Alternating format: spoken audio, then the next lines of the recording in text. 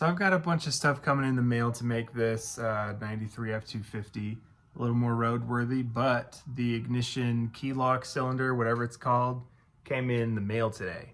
So I'm going to install that real quick so I don't have to start this truck with a flathead screwdriver anymore. So let's get to it. All right, let's get in this bad mama jamma. Behold the key. Battery is disconnected. Just gonna make sure that this is in the run position so that I can slide this out. Alright, got a light set up.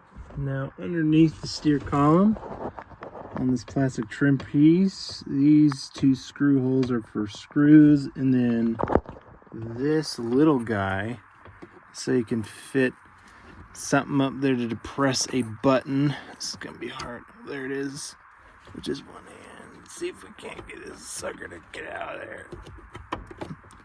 Yeah, there you have it. That little silver button there is what you gotta press in for this to slide out. Let's install the new one real quick. I'm not even gonna lie, I splurged on a genuine Ford piece. Spent an extra 15 bucks on the freaking Ford logo on the keys.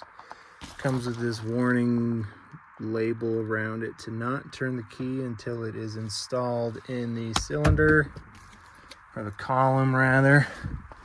Let's slide this in and see what kind of trouble we can get into with that pin facing down.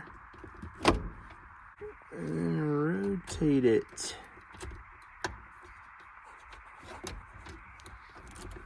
Beautiful. And there you have it, folks. A nice set of keys for a nice old pickup truck.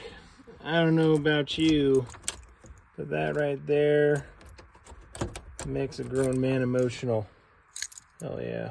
And you know what? While we're at it, we'll install these door lock cylinders too, so that it matches the key set. Whoever owned this truck before kind of thrashed on this. It's already kind of messed up. I'll probably get some newer ones, but let's pop this off real quick and put in the driver's side first. Okay, I don't care what kind of truck it is, these door handle screws always have 30 to 50 years of shit crammed into them. That's slightly, not worse. Let's see if she'll budge. Come on, baby, be good to me. Thank goodness. It was starting to get a little hairy there for a second. Let's pop that sucker out. Alright. I have a hunch that I'm not the first schmuck digging into this thing. Alright. Not gonna believe this. I've got to use my new key to roll up the window.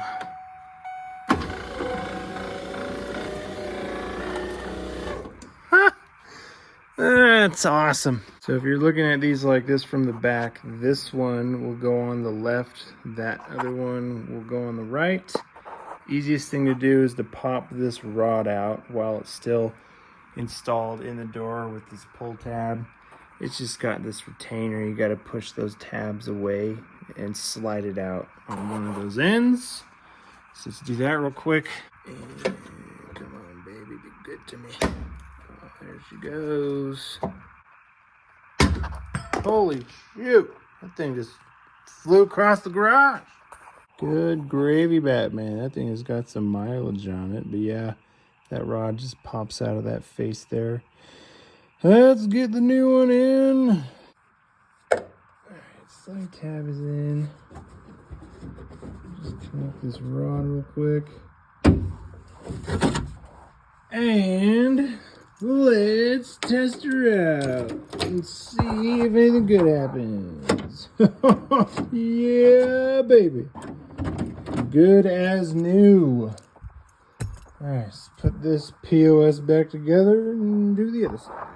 This panel is in like way better shape than the other ones. I'm gonna try and be careful taking it off. Gotta just work her out nice and slow like. Oh, she's gonna rifle out any second. There she goes. Hell yeah. All right. And this one's just as disgusting as the other one. Let's install the new one. Finish installing that tab. And then this rod. Oh, come on, get in there. There we go. Just gonna put this panel back together, and I'll replace these panels and maybe even this weather shield someday, but for now it's good enough for who it's for. There it is, all buttoned up again. And the moment of truth. Oh, look at that. Ah, nice. And all with a beautiful set of forward keys, man. Sweet. So there you have it. The lock cylinders are installed in the two doors and in the steering column. The biggest thing I have to do with this is the exhaust system. See, I don't know if you can see that, but the stud snapped off inside of the exhaust manifold. So this side just ticks, and then the whole thing is friggin' held together by these clamps all the way back for the muffler. This thing honestly just sounds like hell, man. There's no way it'll pass the emissions test with all these leaks. So I think what I'm gonna do is I'm just gonna get some new headers for this. They actually make some smog compliant headers for these that aren't too shabby. I'll install those and then weld a new exhaust system that goes to the back of the truck that dumps in front of the tire. I think that's what they did stock. I'm not doing anything fancy like, you know, wiring into some duals that go out the back. I'm just not gonna do that with this truck.